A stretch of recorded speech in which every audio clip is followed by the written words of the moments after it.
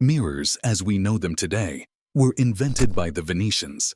However, the process of making them remained a closely guarded secret for nearly a century. At the end of the 16th century, this secret was leaked through industrial espionage, leading to the birth of the global mirror market.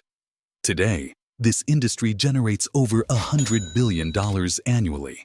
But how are mirrors made? The first challenge is procuring quality glass. Although glass is the main component of mirrors, it is a poor reflector on its own, reflecting only 4% of the light that strikes it.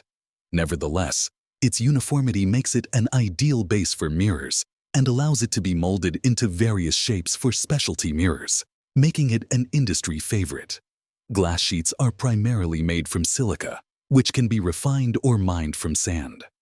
Synthetic glass, made from synthetic fused silica, is also used.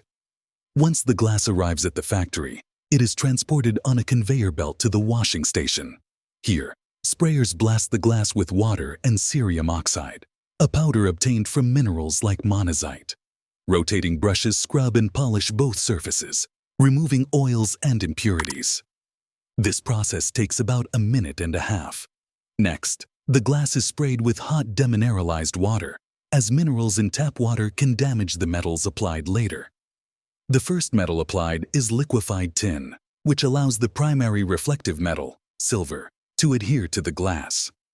Silver, in liquid form, is mixed with a chemical activator. Within seconds, it reacts with the tin, hardening on the glass surface and forming a reflective layer. This process, called silvering, was invented by German chemist Justus von Liebig. Before silvering, lead and mercury were used, but were abandoned in favor of silver due to its higher reflectance and non-toxicity. Modern mirrors now use aluminum instead of silver. Aluminum offers the highest reflectance in the ultraviolet and infrared ranges and is more readily available, making it preferable in the industry. After applying the silver, the glass sheet goes through a series of sprayers that rinse off excess silver, which is then recycled. To protect and seal the silver, the glass is coated with 2 layers of paint. However, these coats alone are not sufficient. For added protection, a layer of copper is first applied. Excess copper is rinsed off, and the glass panel is dried at 71 degrees C to evaporate any moisture within 75 seconds. The panel then passes through a curtain coater, which runs a continuous curtain of paint across the conveyor belt. After the first coat, the glass goes through a dryer at 99 degrees C. Once the paint cures, a second coat, often of a different color for differentiation, is applied. This second coat cures at a higher temperature of 118 degrees C. Following this, the glass panel undergoes an acid wash to remove any unwanted metal residue.